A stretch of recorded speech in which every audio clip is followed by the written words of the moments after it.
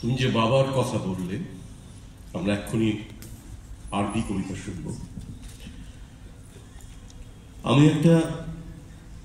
আমি ৪৫ বছর কবিতা লিখছি। আমি প্রায় আমার প্রথম কবিতাটা বাবাকে নিয়ে লেখা, এবং আজ সকালেও যে কবিতা আমি লিখেছি সেখানেও বাবার কথা এসছে। এটা বারবার আমার লেখায় ঘুরে ফিরে আসে। কেন আমি বলতে পারবো না। হয়তো আমরা প্রত্যেকেই বাবাকে খুঁজে চলেছি। বাবা পাশে থাকলেও আমরা খুঁজি বাবাকে। বাবা একটা বিরাট প্রতীক আমাদের কাছে।